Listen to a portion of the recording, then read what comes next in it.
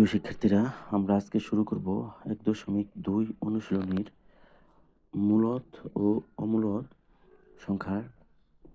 এখানে প্রশ্ন আমাদের বলছে ১০ নম্বর প্রশ্ন থেকে শুরু করব। ১ এবং ২ এগুলো হচ্ছে আমাদের MCQ। এগুলো আপাতত আমরা পরে সমাধান করব। আমরা এখন ১০ নম্বর প্রশ্ন থেকে শুরু করতেছি। ১০ নম্বর প্রশ্নটা সৃজনশীল দেওয়া আছে। একজন কৃষক বাগান করার জন্য ৫৯৫টি চারা গাছ কিনে আনেন। প্রত্যেকটি চারা গাছের মূল্য ১২ টাকা। ক নম্বর বলছে চারা গাছগুলো কিনতে তার কত খরচ হয়েছে। খ নম্বর বলছে বাগানে প্রত্যেক সারিতে সমান সংখ্যক চারা গাছ লাগানোর পর কয়টি চারা গাছ অবশিষ্ট থাকবে। গ নম্বর বলছে খরচের টাকা সংখ্যা এবং চারা গাছের সংখ্যার বিয়োগফলের সাথে কোন ক্ষুদ্রতম সংখ্যা যোগ করলে যোগফল পূর্ণবর্গ সংখ্যা হবে। আমরা যদি এই অঙ্কের সমাধান করি তাহলে ১০-এর ক যদি সমাধান করি তাহলে আমরা লিখব একটি চারা গাছের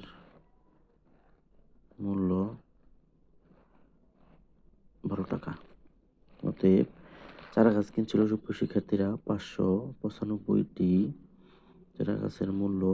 আমরা যদি ৫৯৫কে ১২ দিয়ে গুণ করি তাহলে মোট চারা গাছ বের হবে। ১২ দিয়ে গুণ করলে হবে ৭,১৪০ টাকা।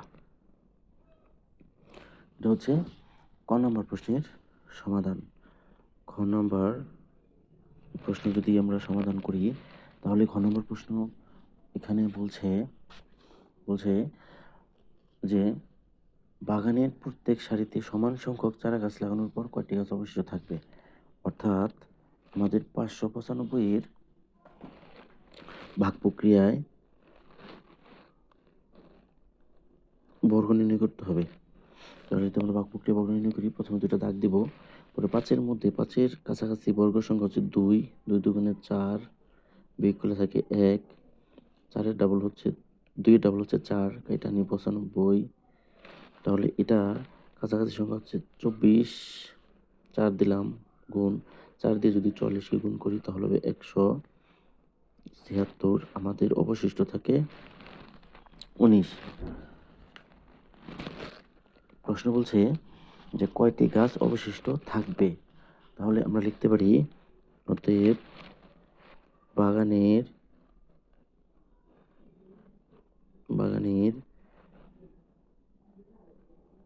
প্রত্যেক সারিতে সমান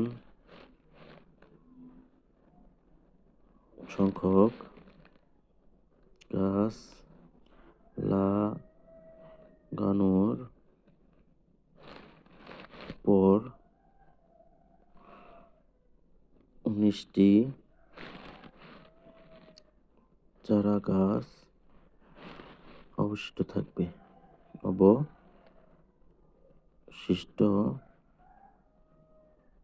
থাকবে। এটা হচ্ছে আমাদের খ নম্বর প্রশ্নের সমাধান। গ নম্বর প্রশ্ন বলছে যে খরচের টাকার সংখ্যা ও চারা গাছের সংখ্যার বিয়োগফলের সাথে কোনো ক্ষুদ্রতম সংখ্যা যোগ করলে যোগফল পূর্ণবর্গ সংখ্যা হবে। অর্থাৎ আমরা ক নম্বরে আমরা চারা গাছের মূল্য বের করছি। তাহলে ক হতে পাই এই চারা গাছের মূল্য। আমরা যদি গ নম্বরে লিখি ক হতে প্রাপ্ত পেয়েছি খরচের টাকা হচ্ছে এটা, খরচ ৭,১০০ এত টাকা। আর চারা গাছের সংখ্যা আছে, চারা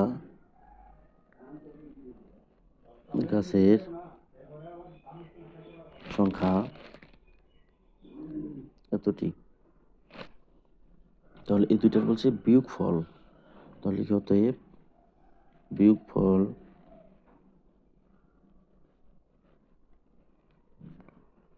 এইটা থেকে আমরা বিয়োগ দিব 7,400 7,140 থেকে 5,900 এতটি যদি আমরা বিয়োগ করি তাহলে আমাদের চার কাজ হবে 6,545। এটা হবে আমাদের বিয়োগফল। এখন এই 6,545কে আমাদের ভাগের মাধ্যমে উৎপাদক নির্ণয় করতে হবে, এই বর্গ নির্ণয় করতে হবে। তাহলে আমরা জোড়া নিয়ে নিলাম। এখন 65-র কাছাকাছি বর্গ সংখ্যা হচ্ছে 8। আমরা জানি 8 64, তাহলে 65 থেকে 64 বাদ থাকে 1, 8-এর ডাবল হচ্ছে 16, 8-এর ডাবল হচ্ছে 16, আমরা 45 কেটে নিই। এখন এখানে যদি 1 দেই, এখানে 1 দেই, 1 দিয়ে যদি গুণ করি আমরা তাহলে 161 হয়। অর্থাৎ এখানে যদি আমরা শূন্য দেই, এখানে যদি শূন্য দিই, শূন্য দিয়ে যদি গুণ করি তাহলে আমাদের এখানে শূন্য হবে, এখানে শূন্য হবে। তার মানে 145 হচ্ছে আমাদের ভাগশেষ। অর্থাৎ আমরা এখানে যদি 1 দিই তাহলে বেশি হয়ে যায়, তাহলে আমাদের এখানে শূন্য দিয়ে দিতে হবে, শূন্য দিয়ে গুণ করলে শূন্যই হবে। তাহলে 145 হচ্ছে আমাদের ভাগশেষ। আমাদের এখানে যেহেতু 145 অবশিষ্ট রয়েছে, আমাদের একটু লিখে অঙ্কটা সমাধান করতে হবে, লিখতে হবে। যেহেতু সংখ্যাটি পূর্ণবর্গ নির্ণয় করার সময় ভাগশেষ 145 আছে, এই যে আমাদের 145 ভাগশেষ আছে, 145 ভাগশেষ হচ্ছে আমাদের 145 ভাগশেষ আছে। সেহেতু আমরা লিখতে পারি যে ভাগশেষ 145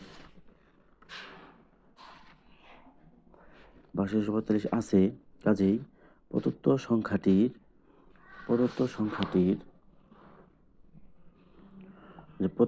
সংখ্যাটির পূর্ণবর্গ সংখ্যা নয় 6,545 এর সাথে কোনো একটি ক্ষুদ্রতম সংখ্যা যোগ করলে যোগফল পূর্ণবর্গ হবে এবং তখন এর বর্গমূল হবে। আমরা প্রাপ্ত ফল পেয়েছিলাম 80, 80 সাথে 1 যোগ করবো 81, এই 81 এর বর্গ করব আমরা, অর্থাৎ দুইটা 81 গুণ করলে হবে 6,561। তাহলে আমরা পরে লিখতে পারি নির্ণয় ক্ষুদ্রতম সংখ্যা এই 6,561 থেকে আমরা 6,545 বিয়োগ করব। বিয়োগ করলে আমরা প্রাপ্ত বিয়োগফল হবে 16। এই 16 হচ্ছে নির্ণয় ক্ষুদ্রতম সংখ্যা। অর্থাৎ 16 দ্বারা যদি আমরা কি করি, যোগ করি এই 6,545-এর সাথে যদি 16 যোগ করি, তাহলে যদি আমরা পরে ভাগ করি, ভাগফলটি পূর্ণবর্গ সংখ্যা হবে। আশা করি সুপ্রিয় শিক্ষার্থীরা তোমরা 4.1.2 এর অনুশীলনীর এই 10 নম্বর সৃজনশীল প্রশ্নটা শুরুটাই বুঝতে পারছো।